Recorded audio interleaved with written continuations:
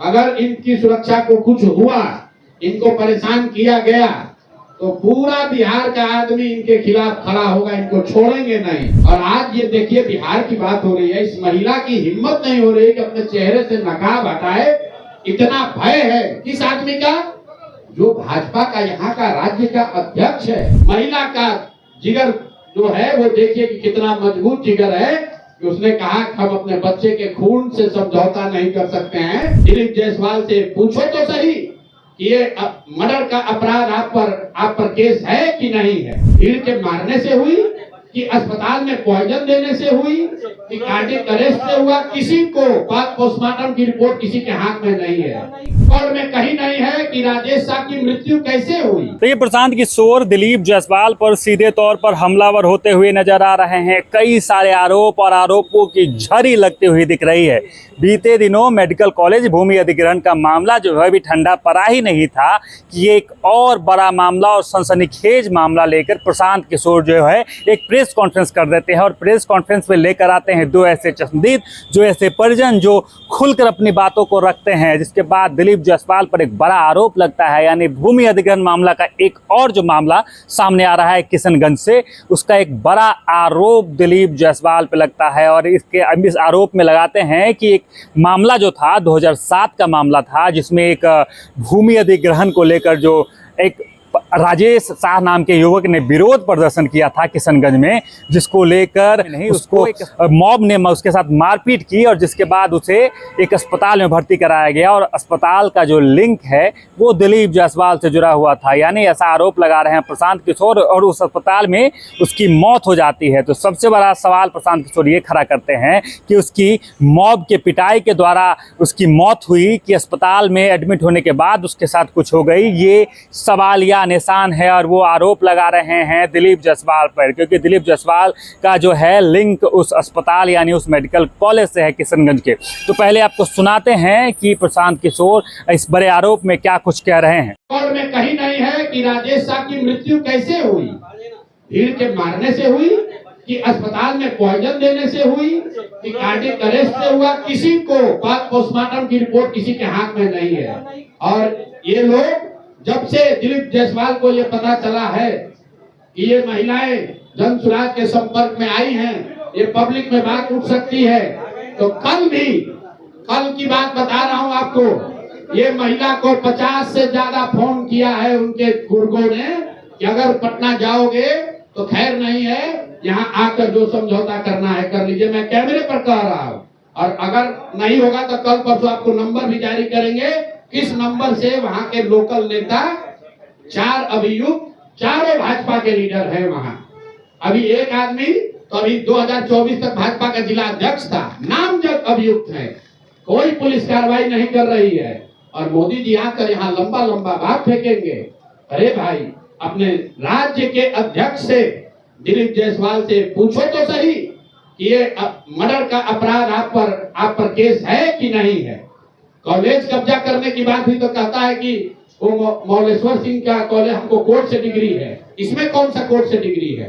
तो मैं अभी चाहूंगा कि 2 मिनट पहले आप अमला देवी, पहले उस महिला का जिगर जो है वो देखिए कि कितना मजबूत जिगर है कि उसने कहा कि हम अपने बच्चे के खून से समझौता नहीं कर सकते हैं, चाहे जितना आप डरा लो, जितना लालच दे दो, मैं मानूंगी नहीं। 2 महिलाएं जो अपना जीवन यापन किसी तरह चला रही हैं, आप समझिए 25 साल से ये लोग लड़ रहा है, कितनी हिम्मत इन्होंने की होगी तो आज यहाँ आए हैं। और आज ये देखिए बिहार की बात हो रही है, इस महिला की हिम्मत नहीं हो रही कि अपने चेहरे से नकाब हटाए। इतना भय है किस आदमी का, जो भाजपा का यहाँ का राज्य का अध्यक्ष है। ऐसे लग रहा है कि कोई क्रिमिनल सीन की लड़ाई है। आप कह रहे हैं, हम लोग कह रहे हैं आप चेहरे से नकाब हटाइए, क्यों नहीं हटा रही है। इतना भय है उस व्यक्ति का। अब जब ये जान रहे इनका पहचान तो रहा ही है, लेकिन एक मन में है कि अगर हम चेहरा छुपा के रहें, क्योंकि वहां इनको रहने इनका मुश्किल किया हुआ है। और आपके माध्यम से बता दे रहे हैं, अगर इनकी सुरक्षा को कुछ हुआ, इनको परेशान किया गया, तो पूरा बिहार का आदमी इनके खिलाफ खड़ा होगा, इनको छोड़ेंगे नहीं। ये जो समझ रहे हैं, ये बताइए 2 महिलाओं को इस तरह से परेशान कर रहा है, ये बेचारी बोल तक नहीं पा रही, ये लोग बोल तक नहीं पा रहा है। और 2008 से पुलिस वाला बैठ के एसपी इनको कह रहा है कि शादी ब्याह कर लो, तो केस करने से क्या होता है, और कोई पूछने वाला नहीं है, इसलिए इनके सामने लाए। और मोदी जी आकर बड़ा बड़ा बात करेंगे यहाँ पर। भाजपा का सब आदमी, पिछला प्रेस कॉन्फ्रेंस हुआ था उसके बाद से अभी तक जवाब नहीं दिया है, और मुंह बंद है।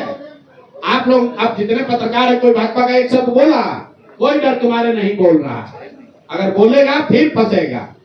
और इस मामले में हम लोग, जैसा मैंने आपको पहले कहा है, दिलीप जायसवाल की बात नहीं है, जैसा कि राष्ट्रीय अध्यक्ष जी ने बताया, ये इस व्यवस्था का बात है कि इस राज्य के सबसे बड़े पार्टी होने का दावा करने वाला दल, उसका अध्यक्ष जो यहाँ पर अभी मंत्री था, वो इस तरह के हीनस क्राइम में उस आरोप है उस पर, और वो आरोप का जवाब देना भी अपनी जिम्मेवारी नहीं समझता है।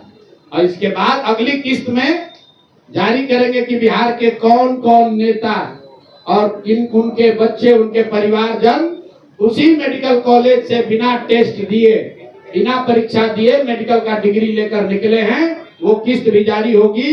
दिलीप जायसवाल और भाजपा का ये चाल चरित्र चेहरा छुपने वाला नहीं है, जन स्वराज इसको छुपने नहीं देगा। राजद वाले लोग एक जवाब नहीं दिया अभी तक, राजद वाला भी नहीं बोल रहा है। जब हमने आपको कहा, आप लोगों ने खुद वीडियो देखा, राबड़ी देवी हंस के कह रही है विधानसभा में कि दिलीप जायसवाल तो हमारे भाई हैं। विधानसभा के जो चेयर पे, अध्यक्ष के चेयर पे बैठे, पूछे आपके भाई हैं? हाँ, हमारे तो भैया हैं। अरे भाई, तुम पूरा बिहार को कहते हो कि तुम भाजपा से लड़ रहे हो, और भाजपा का अध्यक्ष जिस पर इस तरह का संगीन आरोप है, उसको तुम अपना मुंह बोला भाई बनाए हुए हो। तो आप और जनता बिहार की देख ले कि राजद और भाजपा में कितना दोस्ताना संबंध है। आपको हमको लड़ाता है, हिंदू मुसलमान बनाता है, और आपस में मुंह बोले भाई बनकर सबको लूट रहा है। दिलीप जायसवाल के कॉलेज से दिलीप जायसवाल भी लूट रहे हैं, और उसमें राजद के लोग का भी नौकरी और लग रहा है, उसमें उनके बच्चे बिना एडमिशन टेस्ट के मेडिकल डॉक्टर भी बन रहे हैं, और कोई सवाल पूछने वाला नहीं है। आज का दिन मोदी जी आ रहे हैं, मोदी जी की टीम, भाजपा के लोग ये बताएं कि क्या ऐसे व्यक्ति के साथ मोदी जी मन साझा करेंगे, और अगर करेंगे तो इन दोनों महिलाओं को, आपने कहा है बेटी बचाओ बेटी पढ़ाओ, तो ये बेटी को कौन बचाएगा? रीता शाह को कौन बचाएगा? आप बताओ। जो यहाँ पिछड़ों की राजनीति करते हैं, ये पिछड़ा है कि अगड़ा है? बताओ बताओ कौन है ये? तुम कहते हो हम वंचित की लड़ाई करते हैं, हम गरीब की आवाज बनते हैं।